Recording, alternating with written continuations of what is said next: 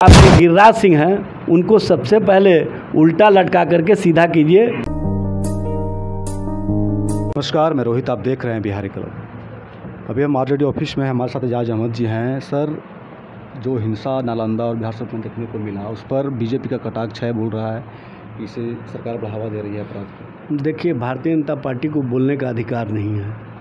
सभी लोगों को पता है कि 2024 के रिहर्सल में पूरे देश भर में रामनवमी के समय में कहीं ना कहीं प्रयोग किया गया था। चाहे गुजरात का बड़ोदरा हो, चाहे हैदराबाद हो, चाहे महाराष्ट्र में औरंगाबाद हो, चाहे पश्चिम बंगाल में हुबली और हावड़ा हो, या झारखंड में साहेबगंज हो, उसी तरह का प्रयोग बिहार में भी सासाराम और बिहार शरीफ में किया गया।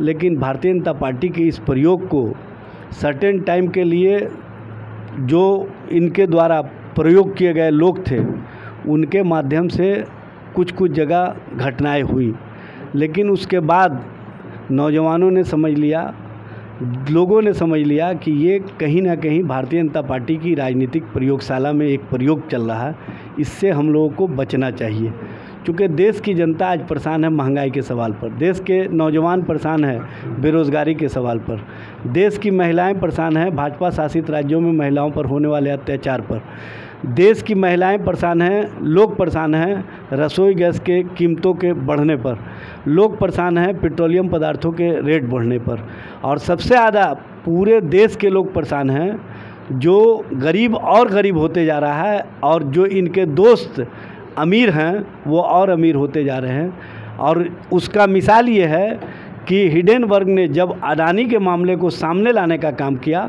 तो ये किस तरह से उसके बचाव में सामने आ गए। इससे ही लोगों को समझ में आ गया कि ये हम दो हमारे दो की राजनीति करने वाले लोग हैं। ये 84 करोड़ लोगों को लाइन में लगवा करके, उनके हाथों में झोला थमवा करके 2 किलो गेहूं और 2 किलो चावल ही दे सकते हैं। इनके सर्वांगीण विकास के लिए कोई कार्य नहीं कर सकते हैं, इनके बच्चों के शिक्षा के लिए कोई कार्य नहीं कर सकते हैं, इनके बेहतर चिकित्सा के लिए कोई कार्य नहीं कर सकते हैं। और सबसे बड़ी बात यह है कि जो दंगा होता है उसमें पिछड़ा वर्ग, अति पिछड़ा वर्ग, जो दलित है, जो समाज के कमेरे वर्ग के लोग हैं, जिसके परिवार के लोग हर दिन कमाते और खाते हैं, उनको लगा कि कहीं ना कहीं ये हमारे साथ जुल्म कर रहा है। और इस जुल्म करने में उन पार्टी का हाथ है जो धर्म और नफरत की राजनीति करती रही है। इसलिए लोग उससे अलग हो गए, और अलग होने के बाद अब देख रहे हैं कि उनके राजनीतिक प्रयोगशाला में जो उन्होंने इंस्ट्रूमेंट लगाया था वो इंस्ट्रूमेंट कामयाब नहीं हुआ, और बिहार में भी जो साजिश की गई थी वो भी नाकाम रहा।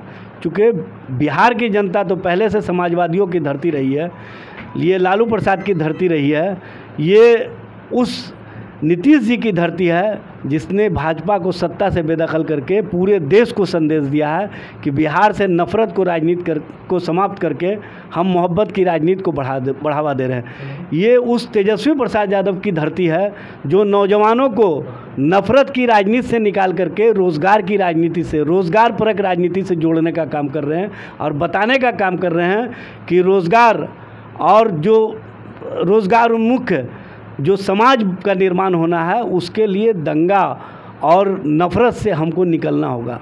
तो लोगों ने भी भाजपा बोल रही है कि नीतीश कुमार जी का गृह क्षेत्र में हिंसा हुआ है। देखिए, भाजपा क्या बोलती है, भाजपा को स्वयं समझ में नहीं आता है, क्योंकि वहाँ बयानवीरों की एक टोली है, और केंद्र सरकार के गृह मंत्री 70 सालों में पहली बार ऐसा हुआ है कि गृह मंत्री अपने संवैधानिक पदों का उपहास बनवाने का काम किए, और वो सार्वजनिक सभा में जिस तरह से परसेप्शन खड़ा करने के लिए, वोट की राजनीति के लिए उन्होंने उल्टा लटका के सीधा करने की बात की।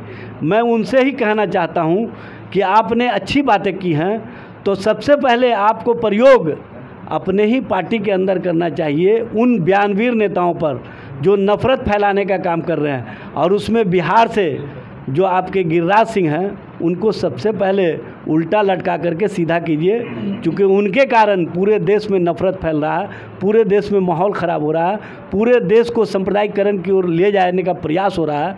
इसलिए आपके कथनी और करनी में अंतर नहीं है, क्योंकि आप स्वयं कहते हैं कि हम लोग जो बात कहते हैं जुमलाबाजी होता है, तो जुमलाबाज की बात को भी लोग समझ चुके हैं। क्योंकि आपने गुजरात के दंगों के समय में आज तक एक भी अभियुक्तों को सज़ा नहीं दिलवाया।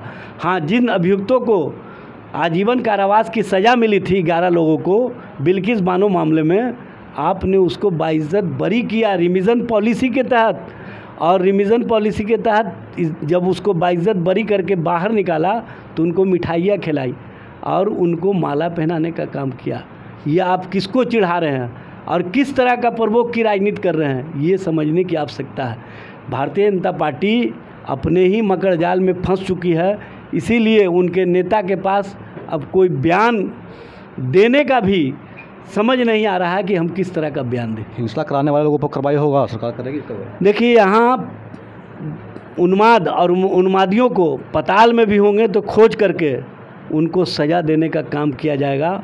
और ये समाजवादी की धरती है, ये लालू प्रसाद की धरती है, ये तेजस्वी जी की धरती है, ये नीतीश जी की धरती है। यहाँ पर ऐसे लोगों को पनपने का मौका नहीं दिया जाएगा जो नफ़रत और सांप्रदायिकरण करके देश की अनेकता में एकता का जो मिसाल रहा है, जो भारतीय संस्कृति गंगा जमुनी की रही है, जो मज़हब नहीं सिखाता आपस में बैर रखना, हिंदी है हम, वतन है हिंदुस्तान हमारा, इस बातों पर चलती रही है, उस बिहार से ऐसा संदेश जाएगा कि लोग याद रखेंगे कि दंगा और दंगाई का क्या सज़ा होता है।